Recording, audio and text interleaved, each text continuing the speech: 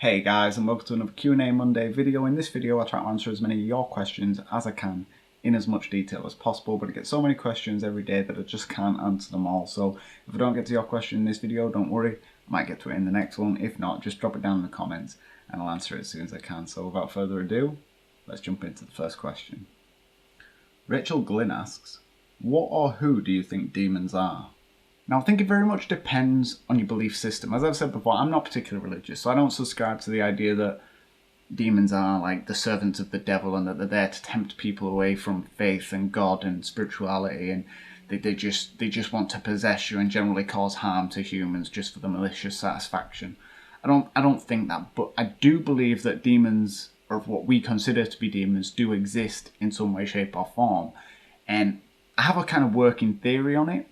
And that is that demons, as we know them, are just another form of parasite. Like they're just another species, as it were, just an entity that lives within the spiritual realm that we can't see and we can't understand.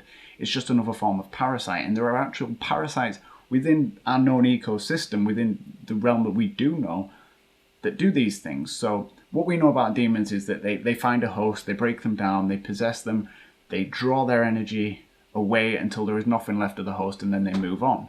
Now, there are parasites that we know of that do the same thing. So, for example, and I'm going to absolutely demolish this pronunciation, I'm sorry, it's the Leochloridium?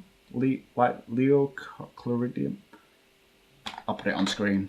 You can read it. Essentially, this is a worm that it possesses snails, essentially. Maybe not in a spiritual form, but it finds a host snail, breaks it down, gets physically inside the snail, possesses it. Like, this snail becomes zombie-like, has no control over its own actions, and this worm is all the while just feeding on the insides of the snail. It draws all the salt until the snail dehydrates and dies, and then it moves on to the next host. And this is just the life cycle of this worm. And I think it's perfectly possible that what we consider to be demons are just another species that prey on much bigger animals like ourselves. Like we are their food, as it were. So they find a host, they break them down, they possess them, they draw all of that energy in, feeding on the emotions and the negative energies, and then move on once the host has nothing left. So obviously I can't prove this, it's just a theory, just an idea I had, but I think it makes a lot of sense if you look at it in a logical way. But then again, I don't write off any of the religious views either. Despite not being particularly religious, I'm open-minded enough to say that there could be something. I can't prove it. I'm just waiting for my proof, if you know what I mean. So yeah, that's personally what I think of demons. Phil Ricotta asks, do you believe that animals such as dogs can see spirits? If so, have you ever thought about using one in your experiments? Now, I mean, it's well known that animals have much more heightened senses than we do. I mean, especially dogs. I mean, they could see and hear things that we couldn't even dream of without the help of other devices. So I do think it's perfectly possible that they could see spirits. I mean, you see them barking at corners and staring into space all the time. I mean, I don't think that necessarily means they're looking at a spirit. I think animals are just strange. We don't fully understand the way their minds work. So they could just be acting perfectly normally. But that's not to say I don't think they can see spirits. I do. I'm fully on board with that. I mean, if I could have a dog of my own, I think it would be great. But I couldn't, I don't think in good conscience, borrow somebody else's dog and bring it in just to experiment with it, because I don't think that's fair on the dog. It doesn't have the ability to say no. Like, you ask a person to come around and sit in this room and a spirit might draw on your energy and put him in that position. They have the ability to agree to that. They either do or they don't want to. Whereas a dog, it can't really tell you that. You're just bringing it into a situation that it might not be very comfortable with. And I just think it could be considered quite cruel to do that to an animal. But that's personally my opinion. Like I say, if they brought it round, like the owner brought one round and it was acting strange, sure, I'd film it. But I wouldn't want to go out my way to put it in that position. I don't think that'd be fair. Sue Pinter asks, have the spirits ever attacked or bothered your fiancée? No, they've never attacked her or anything. They've never attacked me either. I mean, in recent years, it's not been negative or, physical in that way. I mean, she's seen things move. Don't get me wrong, like, she's seen things move and she's heard things when she's alone and when she's with me, but it never feels like it's like targeting her, like it's following her around, doing things around her to make sure she's aware of it and she wants they want her to communicate or anything like that. It's just she happens to be there. Like sometimes when I'm around, I can feel that when I go from one room to another, like I feel like they're still there. They've not just done something and then left it at that. They've sort of they want that attention specifically. But as I've talked to her about it, she doesn't feel that way. She just feels like she's just haven't been in the wrong place at the wrong time, kind of thing. Just as they're acting out. And so, no, it's not targeted her specifically, but she has seen things. Eric Kennedy asks, Michael, don't you ever get spooked to the point of quitting? No, it's never been so spooky to the point that I wanted to quit. I mean, it's been scary at times where I've kind of had to take a step back and I'm like, well, that was a bit too much. I wasn't comfortable with that. I'm gonna let things die down and then just leave it a few weeks just to calm down, let any negative energies disperse and settle down before I continue doing it. If it ever got to that point where I couldn't in good conscience continue doing it, I would probably just stop doing it at home. I probably wouldn't give up the paranormal entirely because it's still, a massive interest of mine. I would probably just then take it into external investigations and focus more on that and see how that went. But more than anything, I think I'd just tone it down a bit, do it a little less frequently and see how that went. Noah asks, do you ever feel like you are being watched by those spirits haunting you, aka Daniel and Anna? It's been a long time since I really felt that feeling of being watched, like someone's stood out on the sidelines just staring at you, like you can feel eyes on the back of your neck, that kind of feeling of being watched. Generally speaking, now, if the spirits are present, I can feel that, not like in a magical sixth sense kind of way, but in the five senses that we know, I mean, you can smell things, you can feel the closeness on your skin, like the prickliness on and the hairs on your arms, and you just feel it, and it's not like voyeuristic, like the spying on you through the window kind of feeling. It's more that you've just walked into a room and you know somebody else is there, and then that's kind of the end of it. You move to another room and it's done, and so on and so forth. So no, it doesn't really feel like I'm being watched all the time. I think, like anyone, they have boundaries, and I think they understand, like they were people at the end of the day. They understand that people need the privacy, and so if I walk off into my room or if I'm off to the bathroom, it's not like they're following me and just watching me all the time. I'm going to come out of that room eventually. There's no need for them to follow me in there, and I think they understand that, and so it's more a matter of, like I say, just knowing that they're nearby as opposed to watching me constantly. Olivia asks, do you think the spirit inside of us is our own? What if we are another that possessed us since birth? There are so many levels and factors to reincarnation that just absolutely fascinates me. Like, I do like to think that reincarnation is possible. I do believe in it to a certain extent, the idea that our energy, once we pass away, can then merge with a newborn child and we can essentially live again. Because there are stories out there of children just knowing things and just coming out with things that they just shouldn't know. They shouldn't be able to remember that because they're only so old and this happened before their time and things like that, and then they go away and research and it turns out it's true. Like, that fascinates me. And there's the idea that you've got to have heard the expression like, oh, this person has an old soul, because they're into like old-fashioned music and fashion sense and stuff. You could say that that's just their personality, but you could, if you were so inclined, you could believe that is just a reincarnated soul, a soul from the era that they are obsessed with, and that could be where that interest comes from. Obviously, I can't guarantee it. I just think it's fascinating, and so yeah, I do believe in reincarnation to a certain extent, that our spirits can go on, but I don't believe that every spirit reincarnates, because you look at the population in general, it's constantly rising compared to what it was before. So it can't be that every one of them spirits is reincarnated soul, because there wasn't that many before. So I think new spirits are created all the time, and it's just the odd one occasionally then merges with another newborn child, not necessarily possessed, but just merges with and goes on to live another life. And it's even rarer still that person will grow up to remember things. I think mostly it's just a merging of energy. Mark Johnston asks, how did he become such an expert with a Q&A forum?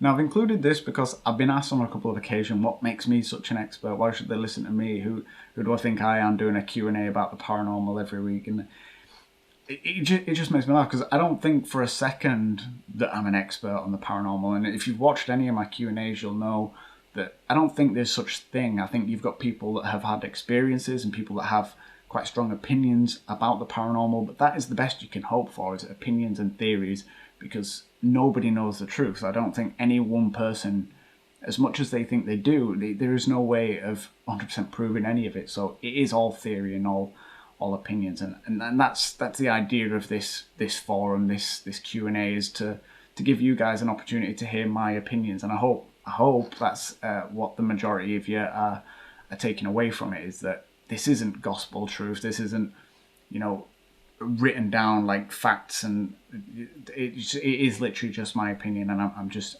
sharing that with you all. So I hope that clears things up. Melanie Moore asks, why don't you use the Kinect camera all the time so you can see them?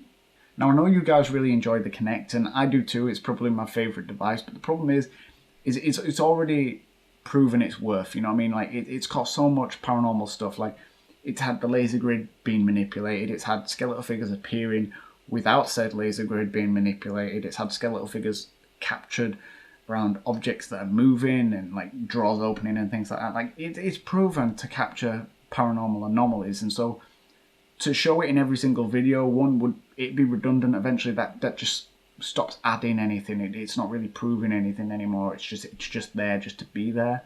So when I do new experiments, generally speaking, I like to see how that device works on its own. Like with the EM pump test that I've been doing recently, I like to see how that device performs on its own before then bringing in other stuff to validate it. So kind of like a control, do it once without and then once with, and then bring something else in to prove it, to improve the theory that something paranormal has moved that object, then bring in the Kinect and you can see that.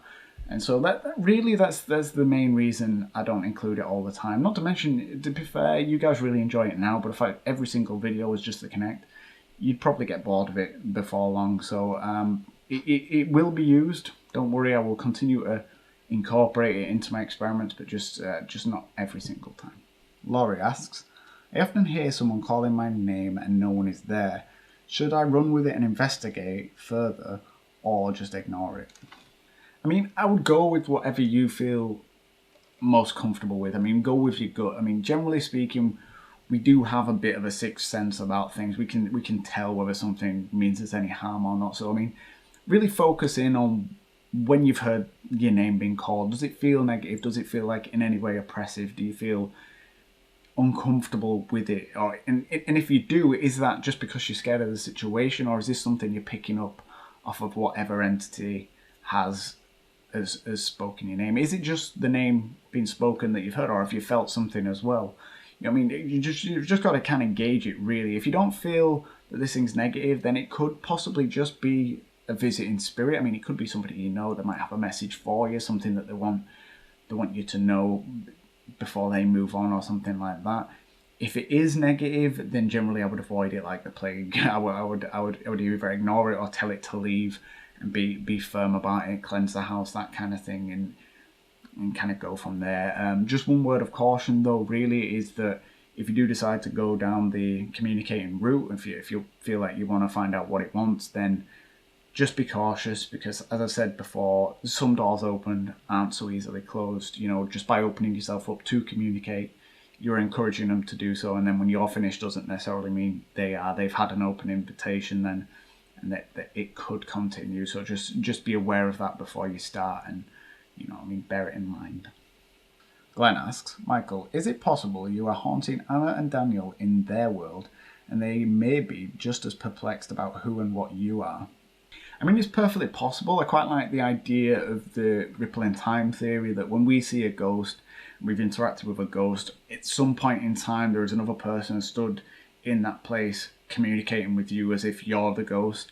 I think that's a fascinating theory, and I mean, it's perfectly possible. But with regards to Daniel, maybe not so much Anna, but especially with Daniel, because Daniel has followed me over the last 2 houses. Like, he was with me in the last houses when I first found out about him, and then he's followed me here. So I mean, that's less likely to be any kind of like time ripple, because he's physically moved with me. That would be an amazing coincidence if it was. With Anna, maybe she was in this area before, like in the 1880s, and that's who I'm communicating with. But there has been confirmation that she has in fact passed away, so I mean it doesn't really lend itself to that theory. But that's not to say it's never happened. I do believe that that's perfectly possible with other spirits. Sig asks, are you ever going to move houses? Now, I can only assume you're asking this because of the paranormal activity around me, and I will say that I have no plans for moving in the near future because it's not the house that's the problem. Like this stuff has followed me over the last 4 houses I've lived in, and there has been paranormal activity and things happening around me regardless. So moving house wouldn't make it stop. Generally speaking, we're pretty happy here. Unless we feel like we need an upgrade, then I'm perfectly happy to stay put for the time being. Lady B asks, do you ever sense a presence but don't want to communicate or be communicated to? And if so, do you speak out and tell them politely that you don't want to see, speak, or hear them right then? It happens all the time. I mean, just the other day I was sat on the sofa and it just felt like somebody had come into the room. Obviously nobody was there, so I knew that there was some spirit present, whether that was Daniel, Anna, or somebody else. I don't know. It just felt like there was somebody there, and I did just tell them straight. I was like, look, I've just got in from work. I want to watch some telly. I don't want to talk right now. I will talk to you later. And I think that is what it takes. Is just the promise of they're not just being ignored. It's you do want to talk to them, but it's just not right then and there. Like people, if you've just got in from work or you've just woke up and someone's just rabbiting on at you, you've just got to be honest and just say, look, can you give me a minute to adjust myself? Like, I've just woken up. I don't need you talking at me like that. And you just got to be as polite as possible about it. And don't just say, like, look, shut up or leave me alone. I'll talk to you later. Just be nice about it, and that's usually enough. And it's, as I said before, like, if you've got a spirit present that you don't want there, just being polite and saying, look, you're making me uncomfortable. I'd prefer it if you weren't here. That is usually enough, because these spirits were people at the end of the day, and they understand what it's like to not want somebody in your grill and not be constantly hounded, and they should, in theory, then respond to that as a person would and just leave you be. So yes, it does happen occasionally, and it's just, as you say, it's about politely saying, not right now. And so that's it for this week's Q&A, guys. I hope I answered your questions sufficiently and in enough detail. And as I said before, if I didn't get to your question in this video, don't worry. I might get to it in the next one. If not, just drop it down in the comments and I'll answer it as soon as I can. So thank you all so much for watching. And as always, I'll post any and all activity as and when I get it.